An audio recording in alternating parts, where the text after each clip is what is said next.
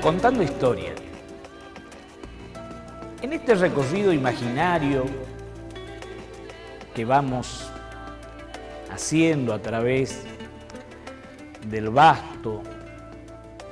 y hermoso territorio patrio,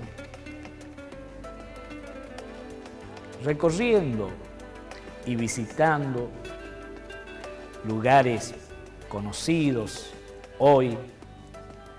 otros olvidados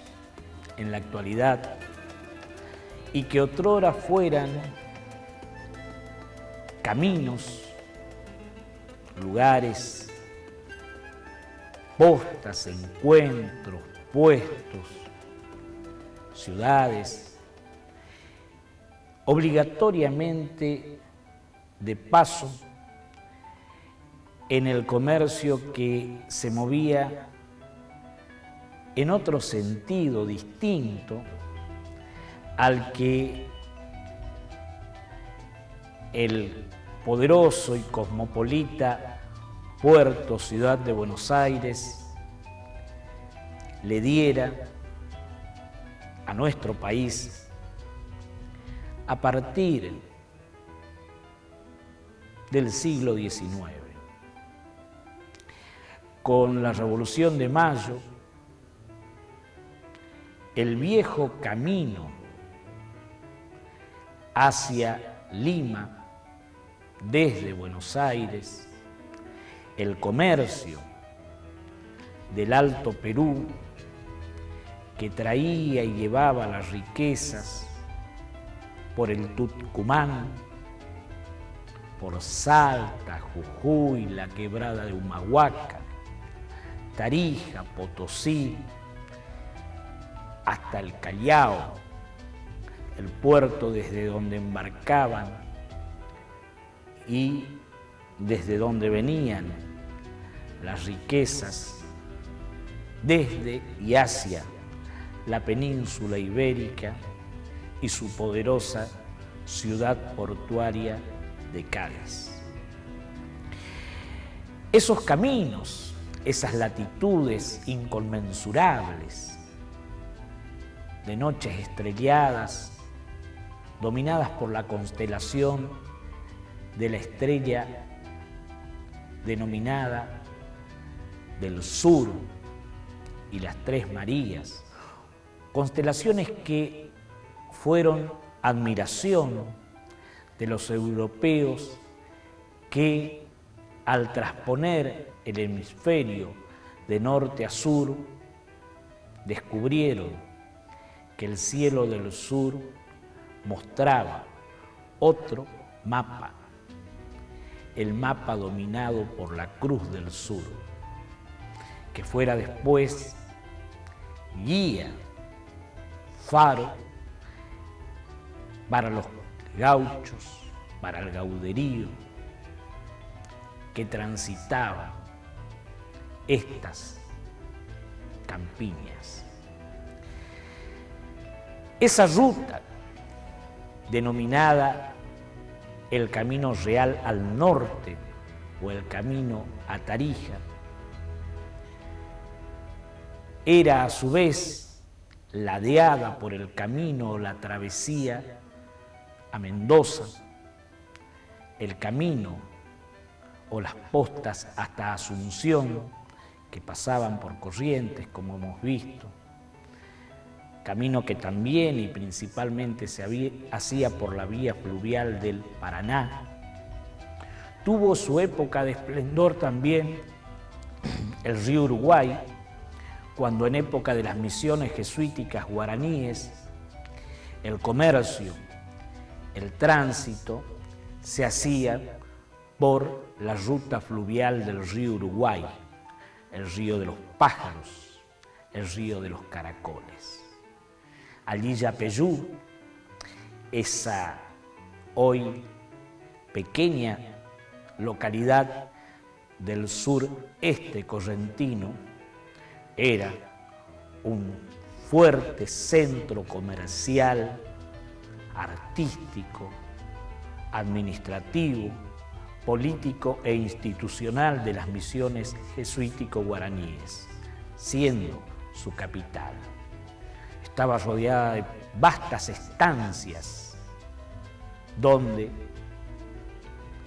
apacentaba el ganado que proveía de comida y cuero a las diversas misiones jesuíticos guaraníes ubicadas a ambas márgenes del río Uruguay. Y esas llanuras, esas pampas, esos montes, contaban con un ave particular, singular, que, a distinción del resto de las aves, no vuela, pero corre. La providencia le dio en sus largas extremidades y en la forma de sus patas la defensa contra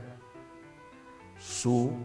aguerrido y temible adversario natural, el puma, el yaguareté.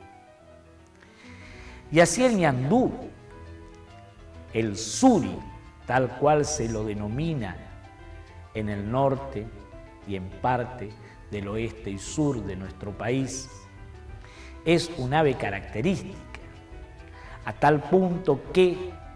la pluma del ñandú forma parte del símbolo entrerriano que caracteriza el federalismo liderado por el legendario caudillo Pancho Francisco Ramírez. El ñandú es un ave de gran porte, algo menor que su familiar africano, el avestruz. Presenta también la singularidad de que los grandes huevos que deposita en el llano son incubados por el macho. Tiene un fuerte poder gástrico que le permite engullir cuanto encuentra a su paso. Ave muy curiosa, se acerca y es criado como guacho, siendo compañía siempre en el rancho del gaucho, un ñandú gaucho o guacho que comía cuanta alimaña rondaba el rancho. El ñandú fue presa de la boleadora, las bolas, como decíamos, del gaucho y del indio, que encontraban, no tanto en su carne, flaca, magra y seca, cuanto en las plumas que eran cotizadas a la hora de la venta, del cambio, por los vicios, el tabaco, el aguardiente y el vino en las pulperías de la campiña. Y otro ave singular que dio buena carne a la gastronomía general de la campiña, siempre vuelvo a Guillermo Enrique Hudson, quien narra en forma muy sencilla, pero muy gráfica, la comida, los postres que se hacían en el campo bonaerense hacia la cuarta década del siglo XIX. La perdiz, ave pequeña, que siempre está al borde entre los matorrales, pajonales, y que al menor atisbo, ruido o ingreso de algún intruso, como dice el dicho popular, se hace perdiz, se achaparra sobre sus alas y en un imperceptible vuelo corto, con un zumbido característico,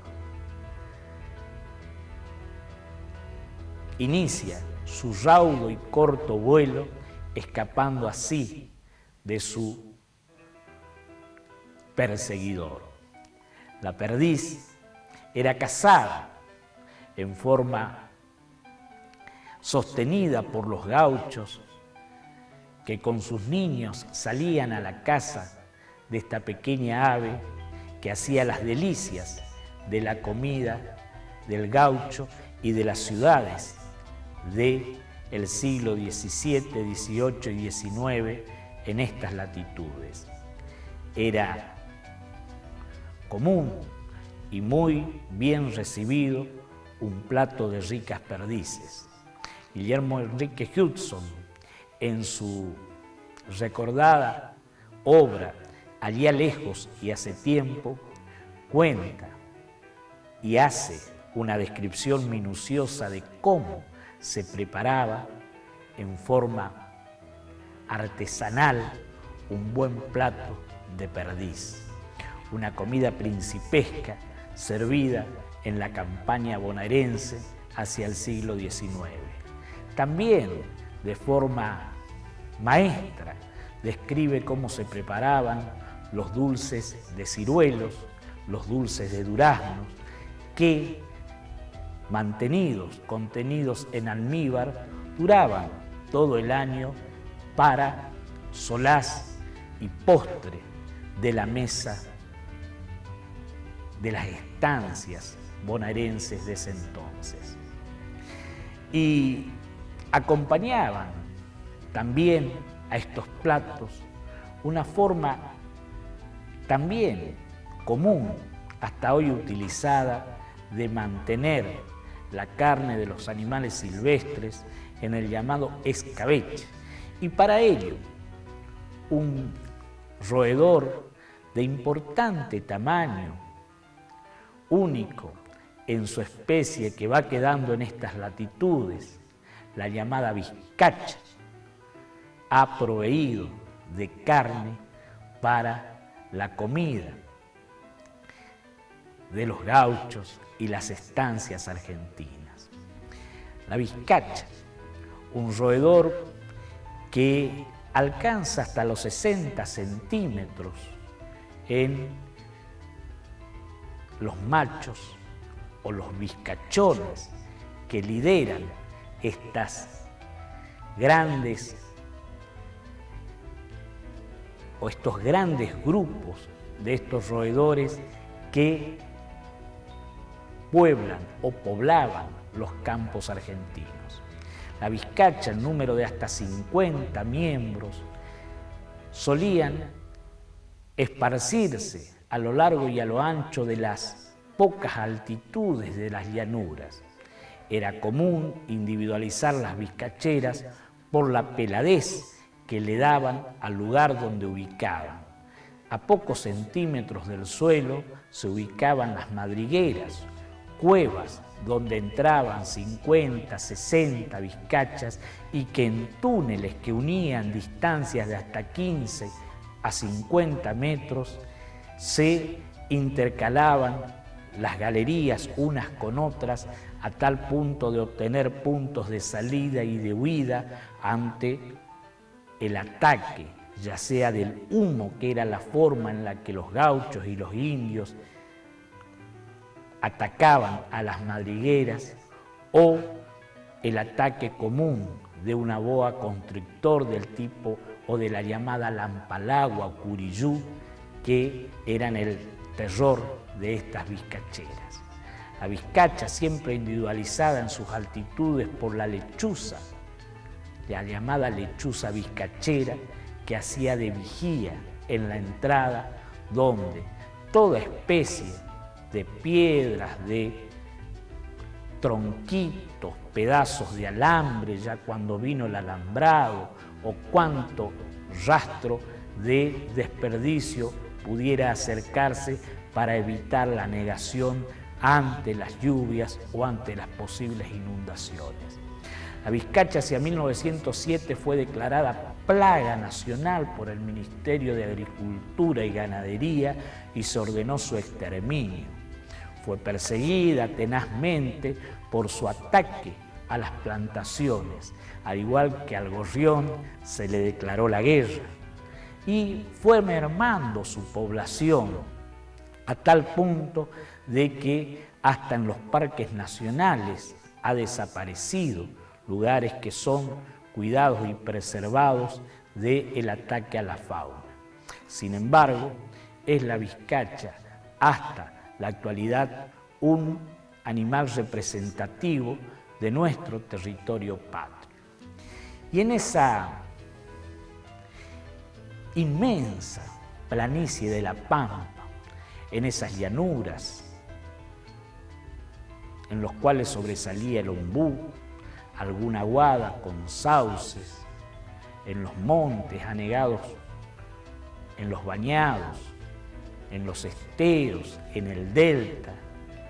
en las sierras y en los valles de nuestro país, se diseminó prontamente a la llegada del español con Pedro Mendoza, con Pedro de Mendoza y su expedición, con la fundación segunda de Buenos Aires por Juan de Garay, por la fundación de Santa Fe, de Corrientes, se difundió en forma admirable el caballo. El caballo que fue la especie animal que, según refieren los estudiosos del área, se había extinguido antes de la época colombina, miles de años antes del territorio americano. En estas latitudes, los animales que servían de carga a los aborígenes eran de la familia de los camélidos. La llama en el norte, en el altiplano,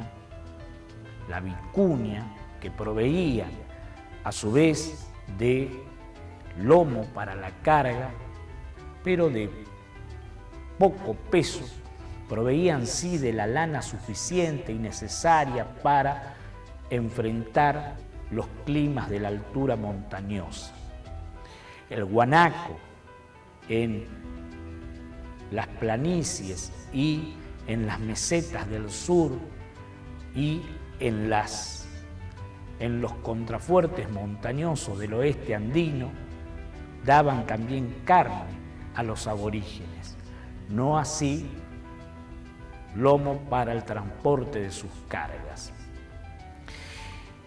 El caballo fue introducido, como dijimos, por los conquistadores españoles y encontró en el campo de estas vastas latitudes terreno propicio para su exponencial multiplicación. Se sorprendió Juan de Garay al encontrar el ganado denominado cimarrón. Y en 400 años, esta llamada bestia, en ese entonces, dio cabida o dio nacimiento a el denominado caballo criollo, que es el propio caballo que se adaptó a esta zona, a estas latitudes. Proveniente de España,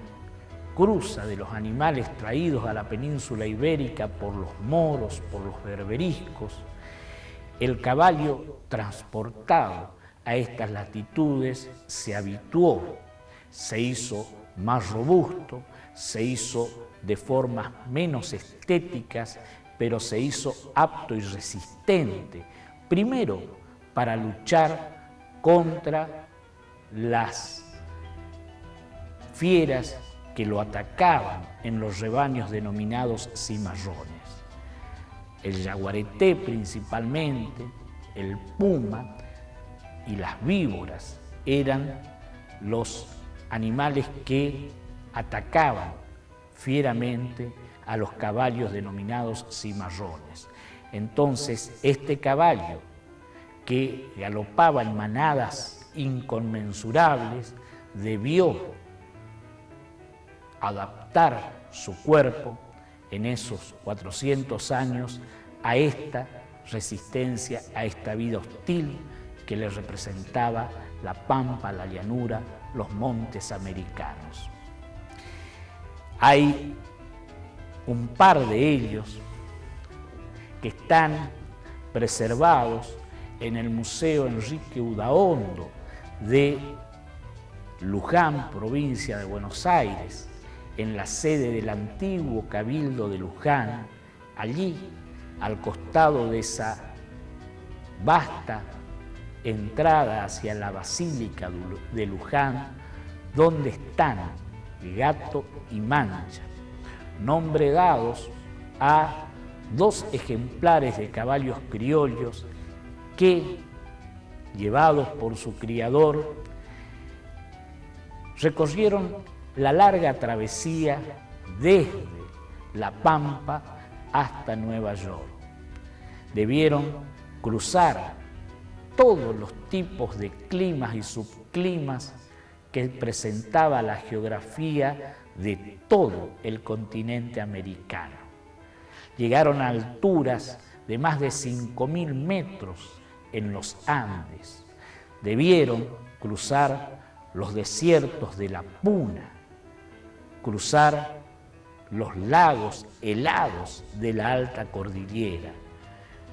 cruzar temperaturas oscilantes entre 40 y 50 grados a la luz del sol en pleno día en el llamado desierto de Atacama, con temperaturas que bajaban los 10 y 15 grados bajo cero en la noche gélida del desierto buneño. Cruzaron los montes y las selvas frondosas de la zona ecuatoriana, pasaron el difícil y húmedo clima de Centroamérica y una mañana amanecieron desfilando por las calles de Nueva York. La prueba era demostrar la resistencia del caballo criollo. Caballo que dio también prestancia, dio medio de vida, de defensa. Y cuando decimos medio de vida, porque era la forma habitual de verlo al gaucho, al jinete pampeano, argentino, al llamado gaucho, arriero, en los Andes, tropero en la zona mesopotámica, en la provincia de Corrientes, gaucho en la zona de La Pampa, mencho después en las estancias o peón de estancias. El caballo era la vida, fue la vida del gaucho. Cuenta Félix de Azara, cuentan cuántos transeúntes, pasajeros, viajeros europeos recorrieron y dejaron en sus cartas narraciones acerca de la vida del gaucho, que el gaucho era de a caballo, siempre montado en su flete, tal cual se lo denominó en el siglo XIX, era la forma y vida del gaucho, montado en su caballo. Y una vida distinta dio también al indio, porque en un primer momento el aborigen vio en el animal una especie de simbiosis con su jinete. Después descubrió que eran dos bestias distintas, el cristiano y el caballo. Y primero lo boleó con mazazo sobre la cabeza, lo derribó, se hizo afín a la comida de la carne del caballo, principalmente de la yegua. La carne de yegua fue el alimento principal del que se nutrieron los indígenas del siglo XVI, XVII, XVIII y XIX en estas latitudes. Narran cuántos historiadores o viajeros pasaron por estas latitudes esta afinidad del indio por la carne del yeguarizo. Es dable releer, leer, porque de allí se desprende también todo este tipo de costumbres aborígenes, gauchas, fortineras, las narraciones fantásticas de don Lucio B. Mansilla en su excursión a los indios ranqueles. Allí cuenta cómo se preparaba un pingo por parte de los indios, cómo el indio hacía del caballo salvaje, del caballo cimarrón, un dócil animal de transporte y un bravío animal de guerra. El caballo era preparado por el indio y era medio de transporte que lo llevaba distancias inconmensurables sobre la pampa, sobre la sierra, sobre caminos pedregosos, pasando, corriendo por entre las vizcacheras, porque uno de los graves peligros que detentaban los bisoños o los mal aviados en caballos que no conocían estos campos eran aquellos que encontraban en las vizcacheras pozos por los que inmediatamente rodaban, sus fletes caían y eran presos del adversario. Los indios, tal cual los describe también José Hernández en su poema El gaucho Martín Fierro, dominaron a tal punto el caballo que los hizo adversarios temibles del hombre blanco y que lo hicieron en el Malón el medio de ataque que asoló